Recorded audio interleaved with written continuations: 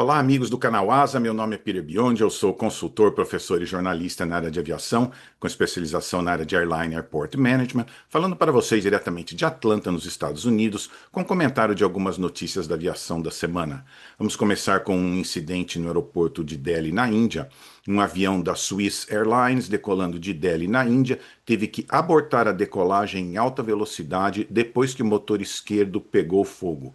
Os passageiros foram evacuados pela esteira de emergência. A aeronave era um A330-300 e teria alcançado 104 nós de velocidade, o equivalente aí a 192 quilômetros por hora. Alguns passageiros não puderam usar as esteiras e foram evacuados por escadas. Quatro passageiros se machucaram e um tripulante torceu o tornozelo. E muita gente está se perguntando: será que é o mesmo tipo de motor do avião da Delta? Não. O motor em questão é um Trent 772, né, 772 da Rolls-Royce. O avião da Delta era um PW, um Pratt Whitney 4168.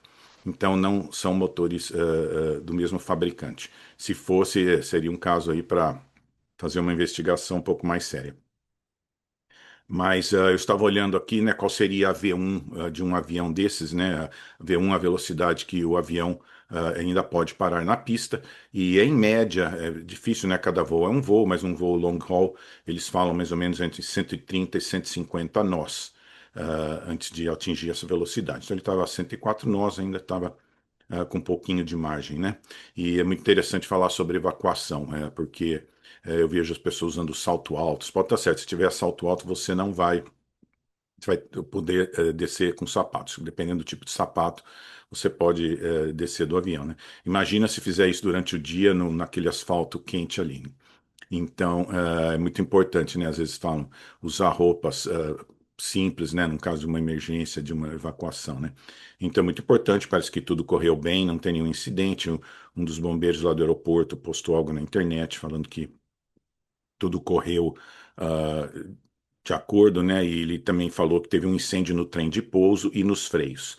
Então, provavelmente esse é o caso de vai dar uma troca de trem de pouso e troca de freios também deve segurar o avião, né? Então, o problema dessas operações de frear com alta velocidade é que superaquece o freio, né? Então, interessante aí que aconteceu essa semana. Vamos ver aí as repercussões com mais detalhes sobre o acidente aí. Mas só para saber, né, a Suíça faz parte do grupo Lufthansa, que é um grupo muito famoso pela manutenção. A Lufthansa tem a Lufthansa Technik, que presta serviço de manutenção para várias outras empresas do mundo. Então, são empresas famosas por terem boa manutenção. Vamos agora falar sobre o Brasil, né? A ANAC publicou os números da aviação no Brasil do mês de março. Eles levam mais ou menos um mês para publicar. Março de 2026. Foram transportados 8 milhões de passageiros domésticos e 2,6 milhões de passageiros internacionais, totalizando 10,6 milhões de passageiros no mês, batendo o recorde para o período. No segmento doméstico, o crescimento foi de 1,3% em relação a março de 2025, e no segmento internacional, o crescimento foi de 8,9%. Um crescimento significativo na área internacional. Eu sei que o dólar deu uma pequena baixada, talvez isso tenha colaborado com isso. Também turismo, né? E no setor de carga doméstica foram processados 38,8 mil toneladas de carga. A carga internacional foi de 78,6 mil toneladas. E a taxa de aproveitamento foi de 80,6. E no item revenue per quilômetro, né, que é receita por quilômetro da empresa, né, a Latam teve um aumento de 15,8%, com 41% do mercado. A Gol teve crescimento de 9,5%, com 31,2% do mercado.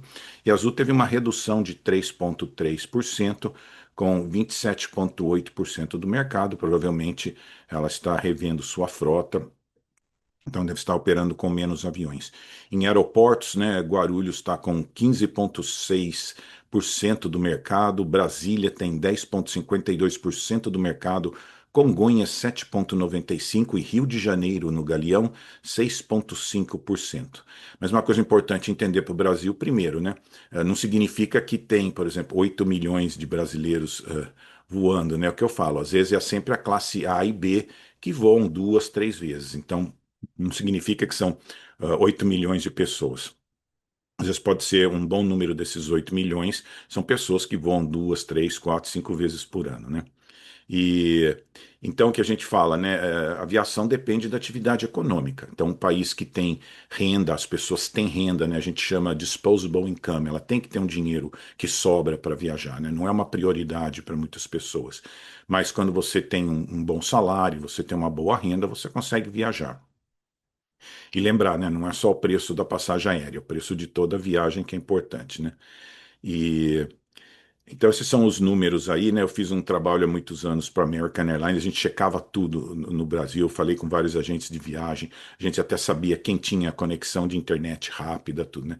Então, tem muitos estudos para saber onde está os bons mercados, né? Não adianta voar também, né? Tem que voar aonde tem pessoas que pagam as tarifas mais altas e cobrem seus custos. Se você não tem isso, você simplesmente para de voar naquele mercado. Não adianta aumentar o preço que aquele mercado está restrito ao poder aquisitivo das pessoas que usam aquela rota, né?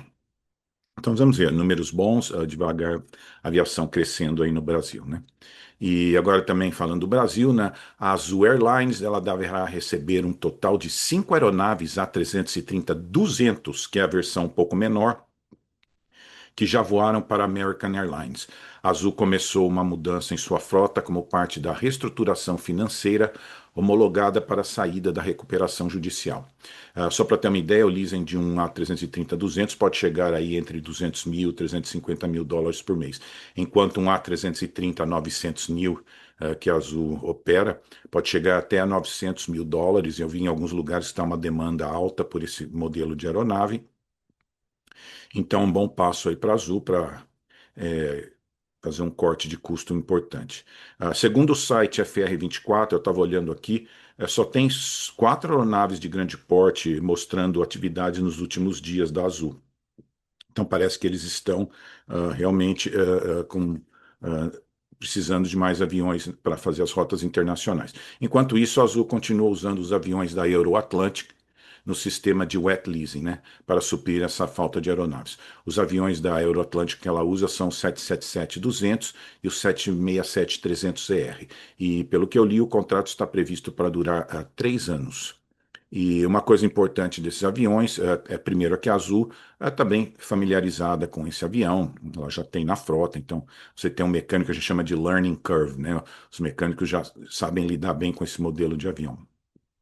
Importante também é o interior agradável, não importa se é um 300 ou um 900, você tem um interior agradável, isso é muito importante.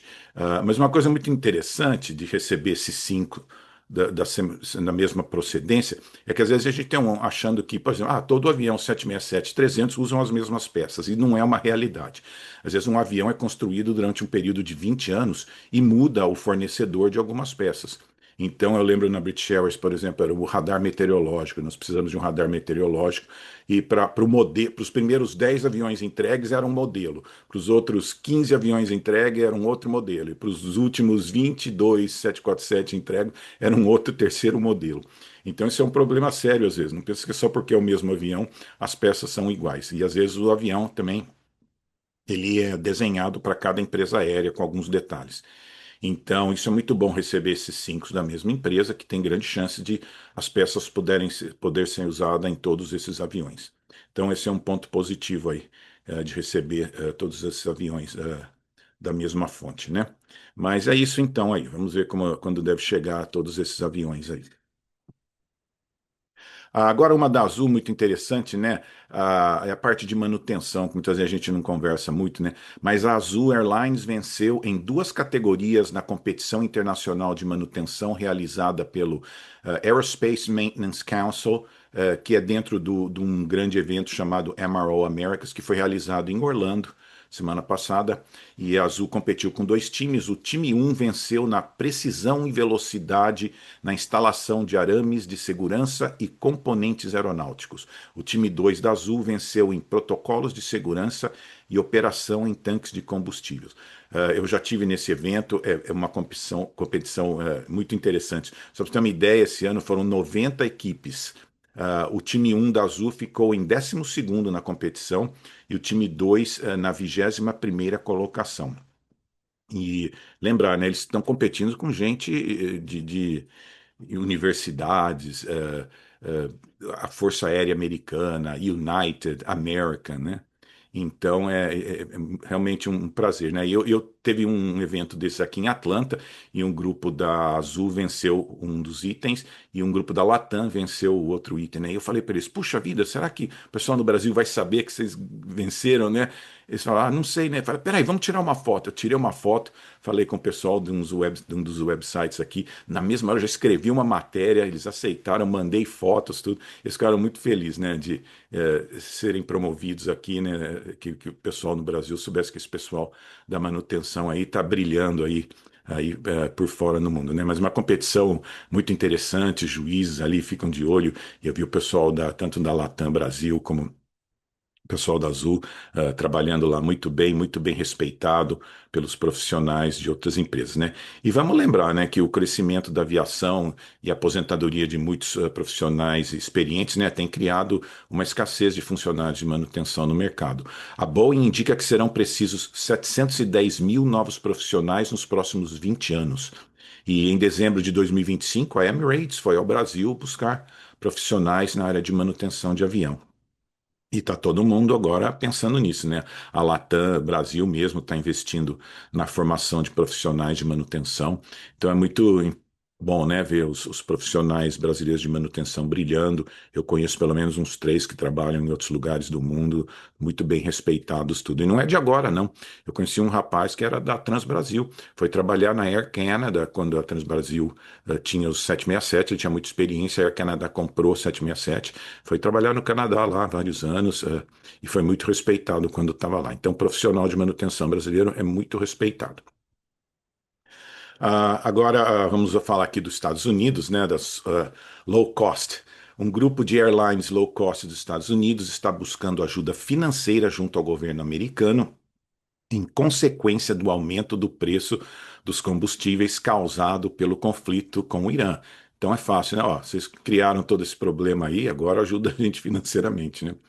O pedido foi feito pela Associação das Value Airlines, que representa a Frontier, a Velo e deve incluir também a Legion Air e a Sun Country. As empresas estão pedindo 2,5 bilhões de dólares em ajuda. E de maneira separada, a Spirit está em negociação para tentar conseguir 500 milhões de dólares. E até o presidente Trump disse que compraria a empresa se eles fizessem um bom preço. E para quem não sabe, o Trump já teve uma empresa aérea em 1989. Então, quando a gente fala o Trump ligado à aviação, ele é da área aí. Ele teve uma empresa Trump Air, se eu não me engano, em 1989, né? E também as empresas pediram ao Congresso a suspensão da taxa federal de 7,5% que é cobrada sobre a passagem aérea. E enquanto as empresas low cost tiveram um declínio de demanda, né, as empresas tradicionais foram ao contrário, elas tiveram um aumento nos passageiros premium, aquele que compra a Economy Plus, às vezes executiva, né? Então tem uma história num livro aqui muito interessante. Ele fala assim: ele fala, você pode fazer uma pizza tão barata que ninguém vai comprar, né? Então também as pessoas estão querendo preço com qualidade. Elas não querem só é barato, mas não entregam minha mala, o voo está sempre atrasado, cancelam o voo. Então essa foi a grande diferença da low cost Southwest. A Southwest veio para oferecer um preço melhor e um serviço melhor. Mas durante os anos foram mudando. A low cost vai ter um serviço pior, né? Então, criaram uma má fama para essa ideia de low cost, infelizmente, né? Então é isso, está em jogo aí ver como é que fica o sistema low cost aqui, né? E é o que eu falo no Brasil, não tem mágica, ninguém vai achar, vai ser uma low cost, tudo vai resolvendo. Ela vai entrar numa competição duríssima com as três empresas brasileiras e vai ser difícil se manter no mercado. Então não criem essa ilusão que uma low cost vai resolver todos os problemas do Brasil. O que falta mesmo é renda. O brasileiro não tem dinheiro para voar. Então, o problema é salário, né? Então essa é a grande questão aí. Vamos ver como é que fica aí. Agora uma da FedEx, né? A FedEx anunciou que voltará a operar o MD-11 a partir de maio. Muita gente gosta do MD-11. Eu gosto, ele tem um desenho muito bonito. Já gostava do DC-10, né? Essas aeronaves estavam fora de serviço em decorrência do acidente da UPS no ano passado. E segundo a FedEx, a forte demanda por carga aérea justifica a operação dessa aeronave. A FedEx cumpriu todos os cheques de segurança e normas operacionais. O MD-11 ajudará com a demanda até que as aeronaves mais modernas sejam entregues. A FedEx tem 29 MD-11 cargueiros, então imagina tirar 29 aviões do mercado, isso causa um impacto muito grande. Então, isso é muito importante para a FedEx trazer essas aeronaves de volta. Só para ter uma ideia, a aposentadoria de todas essas 29 aeronaves está prevista para 2032. Então, eles vão fazer isso paulatinamente, né? Eu vi que eles têm mais ou menos, acho que 12 encomendas de aeronaves, 777 e 767, 300 cargueiro, que devem substituir essas aeronaves. Mas tá bom, esses são os comentários da semana. Assine o canal, recomende para os amigos. Muito importante, deixe seus comentários. A gente pega bastante informação adicional. Então, isso é muito importante. Tá bom, muito obrigado a todos.